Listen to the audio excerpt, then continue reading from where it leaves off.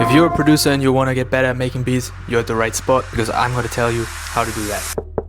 What's up YouTube, I'm Sideways, welcome back to the channel. I'm a trap producer from Germany, and over the last year or so, I got tremendously better at making beats. And today I want to share with you 5 things that I did in order to make that improvement. So like not too long ago, I was really at a point where I was trying to make beats, but I didn't really like any of them. I didn't have any confidence in my skills as a producer. On the other hand, now I'm at a spot where I'm making tons of beats. More than 90% of those I really like.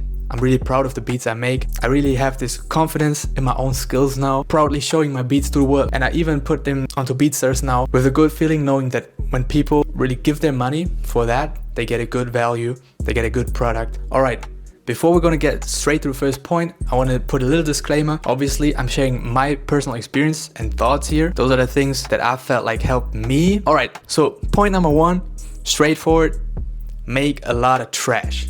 And I really mean that, like, you gotta make a lot of trash. As I said, I was really at a point where I didn't like the beats I made. They were not good, they were trash. I would sit down 2 hours, make a beat. After those 2 hours, the result is not satisfying at all. And I'll be like, damn, I just wasted 2 hours. But that was only until I understood that in order to be good at something, you gotta first be fucking bad at it. That's just how it is. Producing is just a skill, like playing basketball, playing the guitar, or whatever. When you start out, you're just gonna be bad at it. But only by doing that, by practicing, you're gonna get better. You have to practice using your DAW, you have to practice making those beats, your ears have to get used to it, your hands have to get used to where to click and everything. And they say that to master any skill, you need 10,000 hours. So once I understood that, these 2 hours that I spent making a trash ass beat, they were no more wasted, you know?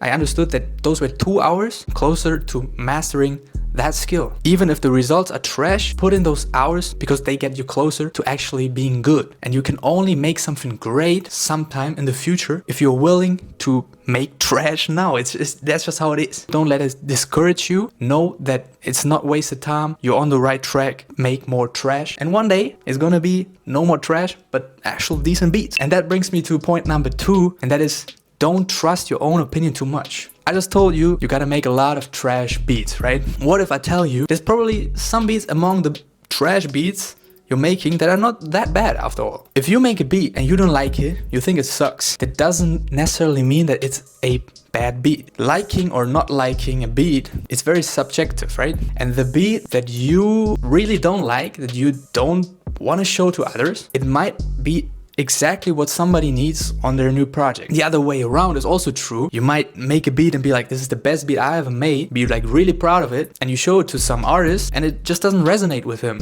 or her. That's just not what she likes, what he likes. Don't listen to that inner critic too much. Your personal opinion doesn't really matter. What matters is that somebody out there might need exactly what you just made, even though you don't like it, and they might really like it. Probably you make beats because you love doing it, but you also have this goal of becoming a producer, like actually making money from it, like maybe getting placements, selling beats, working with artists. You're making those beats for other people. You're trying to sell a product to others, provide value to others, and help others out. Really matters in the end is there somebody out there who likes this beat? Not what you think. Don't trust your own opinion too much, all right? Even if you don't like the shit, finish it and put it out because there's somebody out there who might need exactly that. All right, let's get straight to the third point, and that is become a factory. It's a numbers game, okay? Maybe you don't like hearing this, and I understand. If somebody had told me this 1 or 2 years ago, man, I would have said, I want to make music because I love making music. I want to make art, you know, I want to be creative, you know? However, hear me out. Paradoxically, treating it as a numbers game, becoming a factory, you know, just making beat after beat after beat, focusing on volume, focusing on making as many beats as you can, that will actually help you becoming more creative. Why is that? Maybe you had the same experience as me. You had something in your head. Yeah, I'm gonna make a beat like this. It's gonna sound like this and this and this. Go to the computer, highly motivated, right? You try to make this beat and it ends up sounding not closely like the thing you had in your head. Not at all like that. So you had the creative vision, but you were not able to convert that into a real product. Now the thing is, if you make a lot of beats, if you really focus on volume and you make beat after beat after beat after beat, and every beat you make is like you're gaining XP kind of. And the more of that XP you have, the easier it will get for you to create what you have in your head. It's like playing the guitar, you know? When you start out, you know, you really gotta think a lot. What do I want to play? then you gotta like try to do like the chords, it hurts in your hand, then you gotta like think for the next chord, so you pause, you can't really play fluently. But if you keep practicing after years, you won't even think anymore. You have a feeling, you just know what you want to play, and it will just flow out there naturally, as if the guitar is part of your fucking body, you know? And it's the same thing with producing. The better you get, the quicker you can actually make things, and the less you have to think, oh, how do I make this? You will just do it. You just have the muscle memory, and that will make it easier for you to convert the vision that you have in your head into a real product. That way, focusing on volume and making a lot of beats, really gaining this experience, helps you become more creative in the long run, because actually making these things won't be as long and as hard of a process anymore, and therefore won't be in the way of your creativity, and instead will be like a vehicle that you can use to actually make what you want to make. You will just be better at using your DAW, and it will just be easier to let the creativity flow. That's the one advantage of focusing on volume and really treating it as a numbers game. And the second advantage of that is it's just the reality. It's a numbers game. Because what do artists need? They need beats, right? Now imagine you have 3 beats that you can offer an artist, and then he doesn't like any of them. Then you cannot sell this person anything, right? But imagine you have 100 beats. The chance that there's something among those 100 beats that this artist can use is just much higher, right? The more beats you have, the easier it will be for you to actually participate in this industry. That's just how it is. Like, the more beats you have, the more you can send out to people, the more relevant you can stay in your network. It is really just a numbers game. You gotta be present and you gotta deliver. And that brings me to the 4th point, and is focus on building a catalog, not single beats. So when you start out making beats, you know, really every single beat feels like a own project, right? Now, personally, to me, it doesn't feel like that anymore. Instead, my whole catalog feels like one big project, and every beat that I make is like an addition to this catalog. And that helps a lot, because it means that even if I make a beat and it's not very special, it's not very unique, it's just another beat, that's all right, because it's another beat in your catalog. Your catalog is getting bigger, and that is good. And it also means that maybe when you have a limited amount of time, you can still use this and make another beat, because it doesn't have to be special, it doesn't have to be perfect. And it really helps against perfectionism. When you're a perfectionist, it can be really hard to finish beats, because you feel like you still want to add something. This could be better, this could be better, this could be better. But when you focus on the catalog, it's okay. You know, this could be better and this could be better. All right, I will make it better in my future beats. But you can finish this beat, because now you gotta go somewhere, so you no more time. It's all right.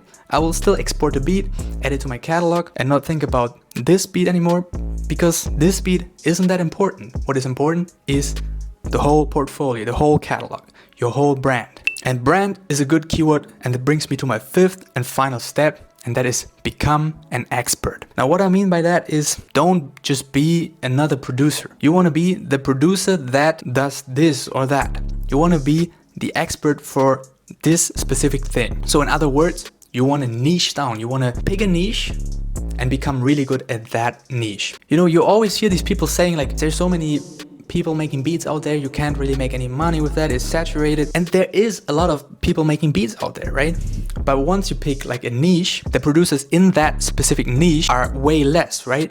And then when you really focus on making these kind of beats as good as you can, you work yourself up basically in that niche. In the end, you're maybe among the 5 or 10 expert producers in that niche, right? Then there's not that much competition after all. And that is, you know, why it's such a big advantage to really niche down and become an expert for a certain sound. Choose some sort of beats that you really like, that you want to focus on.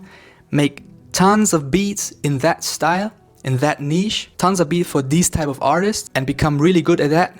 Find your own style within that niche and really become the producer that does this very well or this very well, right? So whether you're playing a unique instrument or you're combining certain elements in a way that not many people do, or you're really good at adding vocals to samples, become really good at one skill with which you can even help out other producers. Yeah, that's basically what I want to say, man. You know, I'm not a successful producer yet, I'm not big or anything, but if I had seen this exact video like 1 or 2 years ago, I would have at least felt reassured that I'm on the right track. If somebody had like told me these things, I think it would have really helped me. So maybe I could help you today. Let me know what you think in the comments. Do you have any other tips? Maybe you already improved a lot on your own and something that I didn't mention helped you with that. So let everybody know in the comments. Leave a like if you like this video and subscribe and follow my journey of becoming a big, rich producer. I mean, we make it for the love of the music, right? Not for money. Okay, I will cut that shit out. Alright, so like, subscribe, comment, I would appreciate it. I'm trying to make one video every week this year. I already failed, but from now on I'm gonna try. So yeah, stay tuned and I'll see you in the next one.